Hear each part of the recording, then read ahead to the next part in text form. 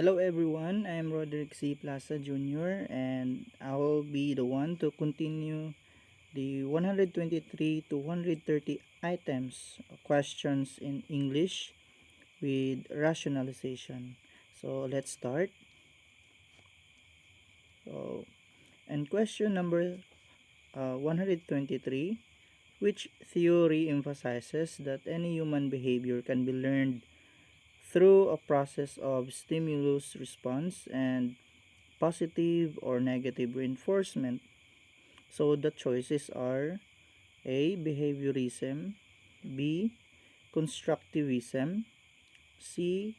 Social interaction theories, or D. Sociocultural theories. So I will give you 45 seconds to answer this item. You may start now.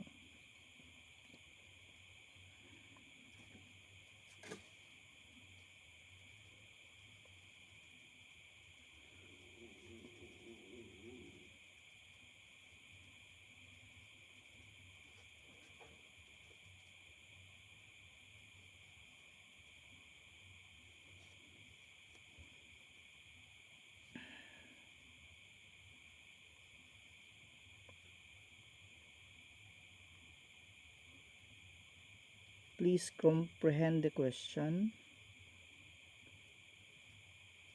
before answering.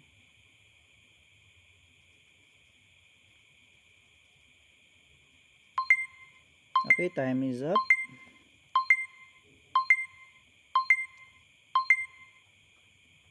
Okay, now the question: which theory emphasizes that any human behavior can be learned through a process of stimulus response and a positive or negative reinforcement?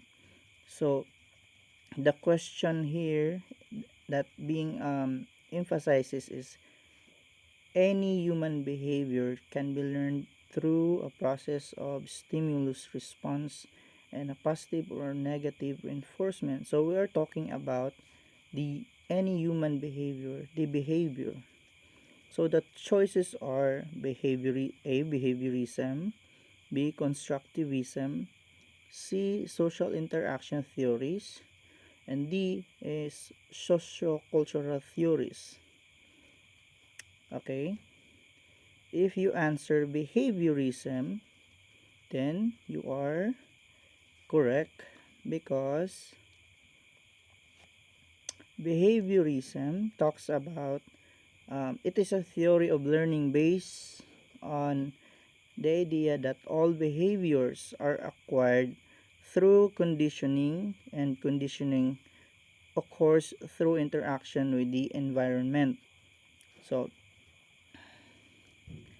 even though you are not uh, knowledgeable about these theories, if you comprehend properly the what is being asked in the question, then you can answer it directly through the uh, root word behavior. So the answer here is clearly behaviorism because um, all of the choices, behaviorism is talking about only talks about the um, behavior, because constructivism is a theory that says learners construct knowledge rather than just passively take information. So it is all about construct or the knowledge. While social learning theory is an explanation of language development, emphasizing the role of social interaction. So it it not it didn't talks about the behavior. And then sociocultural theory refers to the ways people interact with others and the culture they live and shape their mental abilities. So it didn't also talks about the behavior. It talks about the interaction within the culture they live. So the clear answer here is behaviorism. Okay, let's move to the question number 124. So, which concept is not characteristic of academic language proficiency? A. It includes of the less frequent vocabulary of the target language, as well as the ability to interpret and produce increasingly complex written language. Letter B. Immigrant students typically typically require at least 5 years to attain expectation and second language literacy skills. Letter C. Frequent writing across genres is also crucial in developing academic writing skills. Or letter D. Academic language is primarily found in everyday conversation. Hence, teachers should train the students with language use and everyday activities. So your 45 seconds will start now.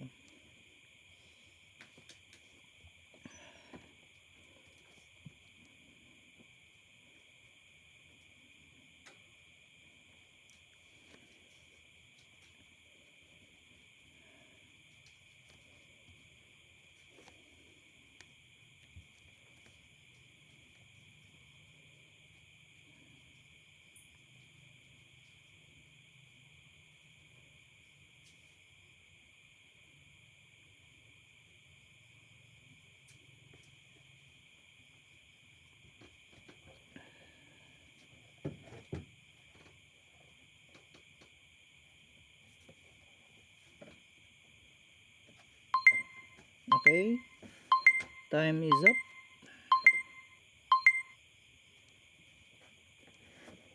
So, which concept is not characteristic of academic language proficiency?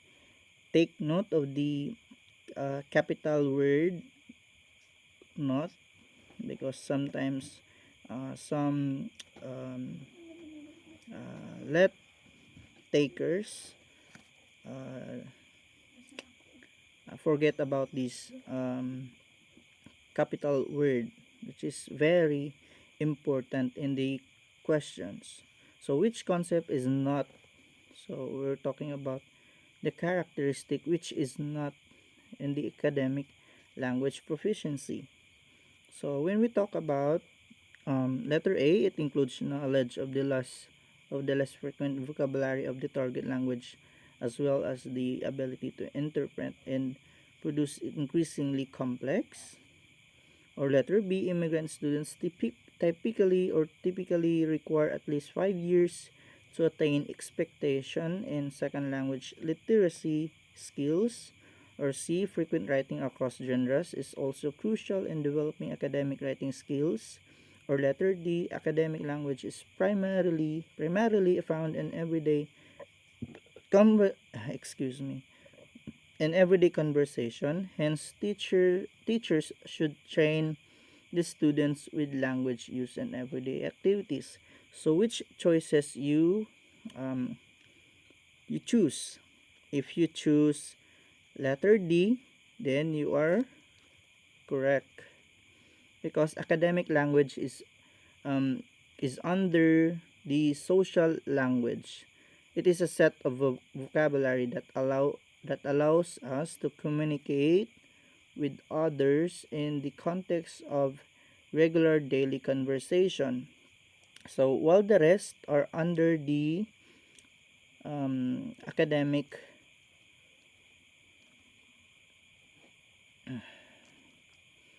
so while the rest is under academic language, which is A, B, and C. So academic language is a set of specific terminology that pertains to specific subjects people usually learn in academic context. So letter D is very what we call this very we can notice that it is not a concept or a characteristic of a academic language proficiency. So the answer is letter D. So proceed to question number 125. Which of the statement is not true about sociological factors and language learning? So the choices are letter A, a sociological factor is exercising power by a dominant individual, group, or country. Letter B, students who experience academic failure predominantly come from social groups whose identities have been devalued by the wider society, sometimes over many generations. Letter C, power relations in the broader society play a crucial role in students' achievement in school. Letter D, effective education challenges coercive power relations in the broader society by affirming the students' identities at school. So, I will give you also a 45 seconds to answer this item. You may start now.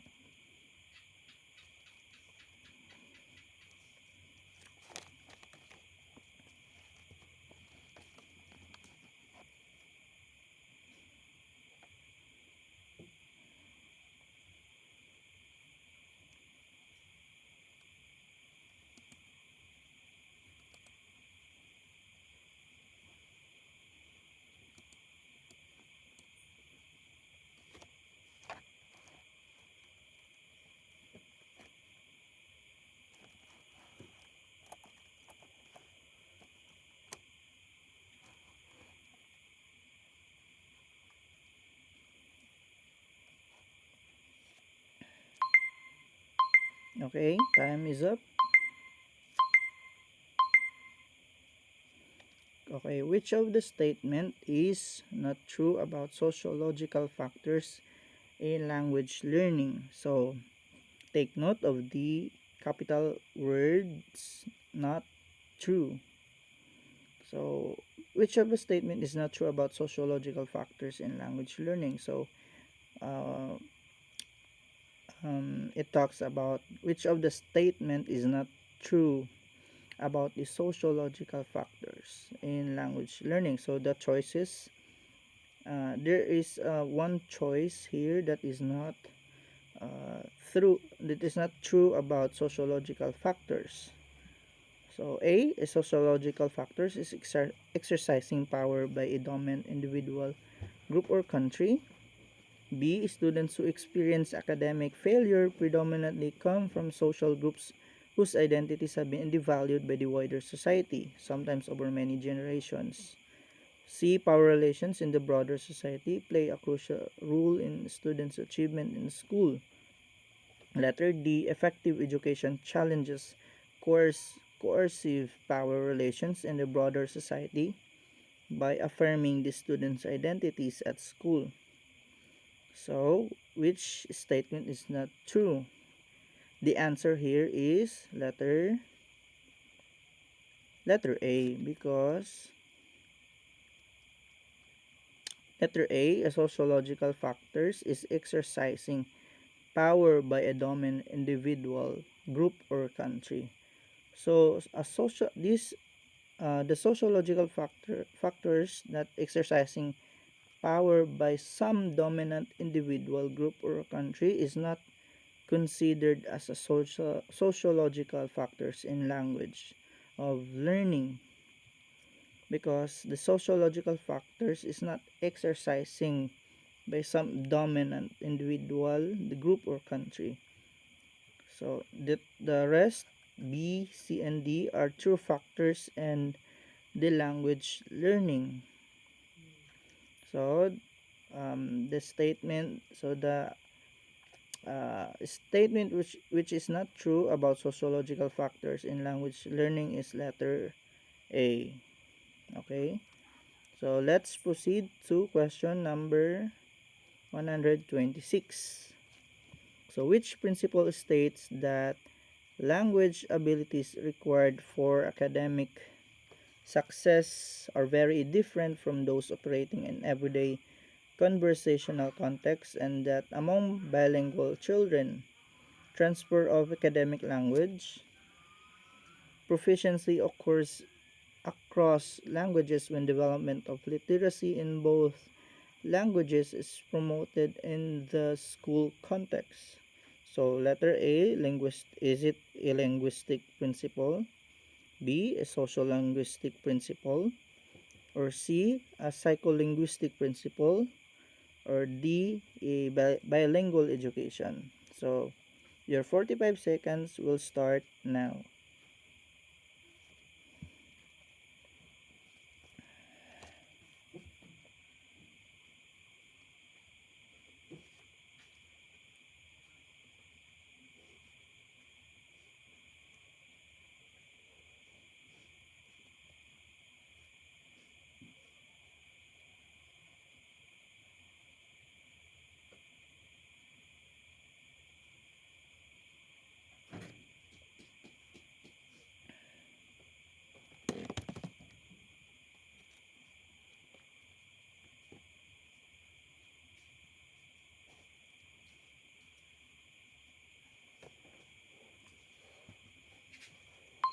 Okay, time is up.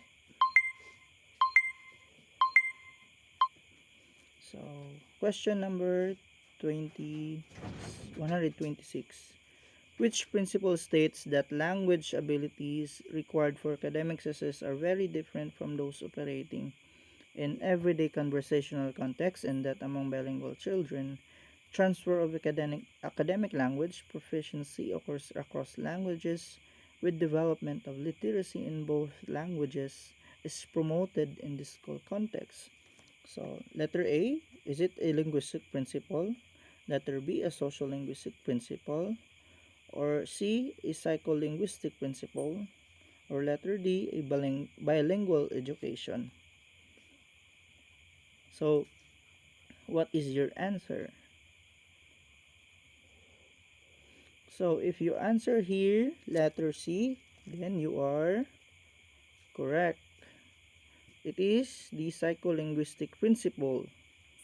So, letter C is like our answer of this item because it talks about how a person acquires his or her mother tongue on or first language or the first language acquisition, learns his or her second or third language, which is the second language learning, and then perceives a language,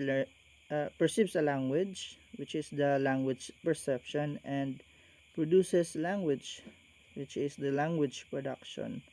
So when we going to comprehend what is being asked in the question, which principle states that language ability is required for academic success? So the question is asking for what is the specific principle. So the choices have some some specific principle. So if we're going to analyze, there are three principles uh, that we have in the choices, which is the linguistic principle, the social linguistic principle, and the psycholinguistic principle.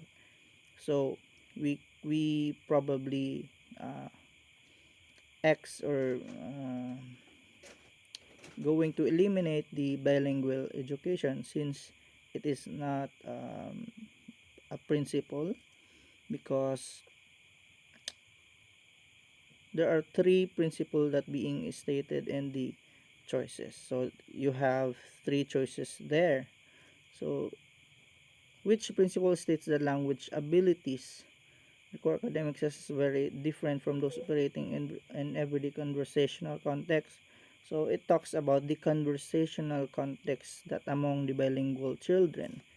So when we talk about a social linguistic principle, it is a language variation and ubiquitous and related to social factors, a language variation. And then when we talk about linguistic principle, it is a set of principles that appear time and again across elements of language that are use and persuasive text and speech. So in bilingual education, it involves teaching academic content in two languages, in native and secondary language. So letter C, the psycholinguistic principle is talks about the talks about the conversational, or our language, talks about the language, how a person acquire his mother tongue or the first language, or first language acquisition, learn his or her second or third language, or the second language learning, perceives a language or the language perception, and produces language or the language production. So the answer here is the psycholinguistic principle that is very suit to the question. So our answer is letter C. Okay, let's proceed to question number 127. Okay, which strategy allows students to integrate their academic content to classroom activities and to their own knowledge and experience? So, language experience, B. A language experience approach, letter B.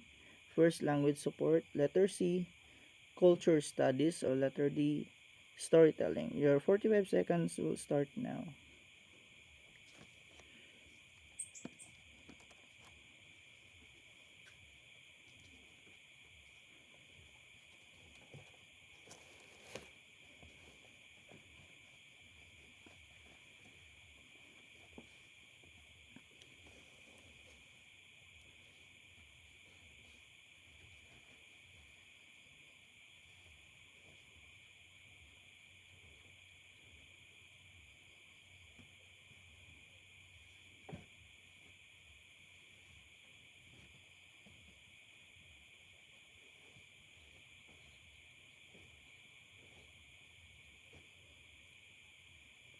Okay, time is up.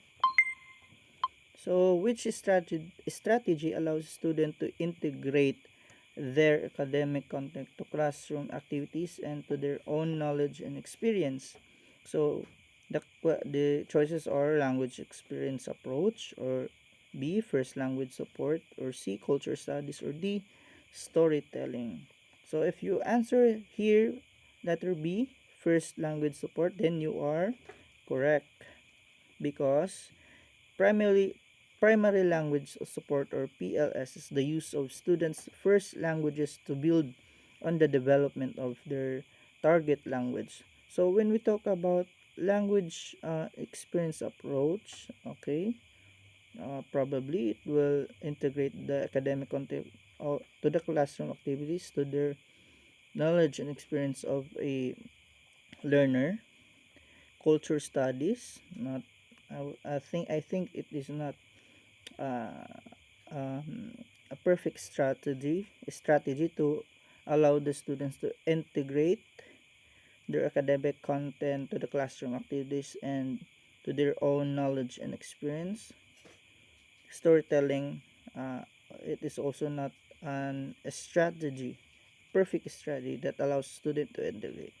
So the perfect strategy that allows students to integrate their academic content to classroom activities and to their own knowledge and experience is no other than the first language support.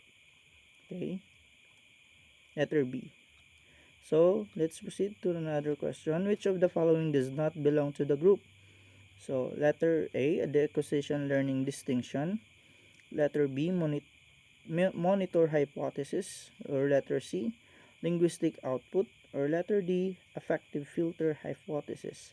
So I will give you only 20 seconds for this item, because it is very simple question of simple item. Okay. Okay, we will answer this one. Which of the following does not belong to the group? So take note for the word does not. For the word not, I mean. Which of the following does not belong to the group? So the causation learning distinction is monitoring hypothesis, linguistic output, affective filter hypothesis. So it is very noticeable that letter C is not the it's not belong to the group, because letter A, or letter B, and letter D are under the Krashen's theories of second language acquisition. These are the hypotheses, while C, the linguistic output, talks about the language produced, either speaking or writing. So the answer here is linguistic output, which is not belong to the group. Okay, let's proceed to item number 129.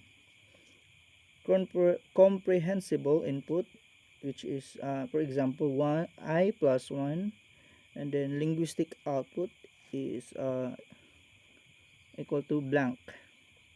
So letter A, using a meaning filled speech.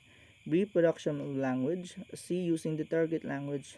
Or D, progress of the second language. So I will not give you the whole 45 seconds of this question, because it seems so uh, what we call this one, so easy questions. Oh, okay. So comprehensible input, the example here is I plus 1.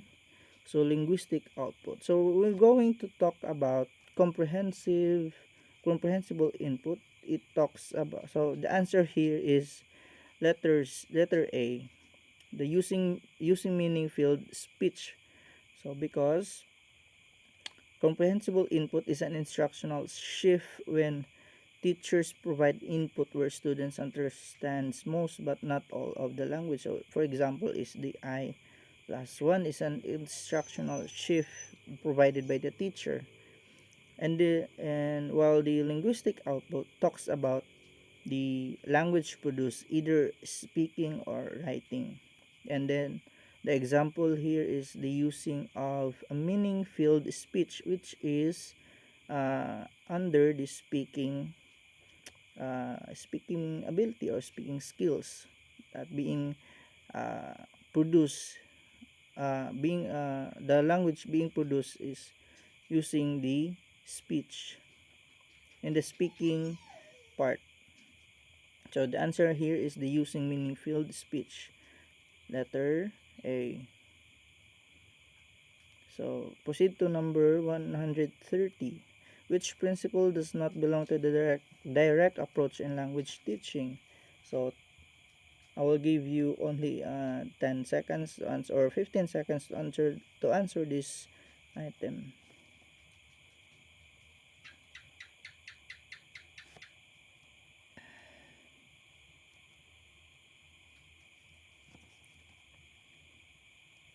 Okay, time is up.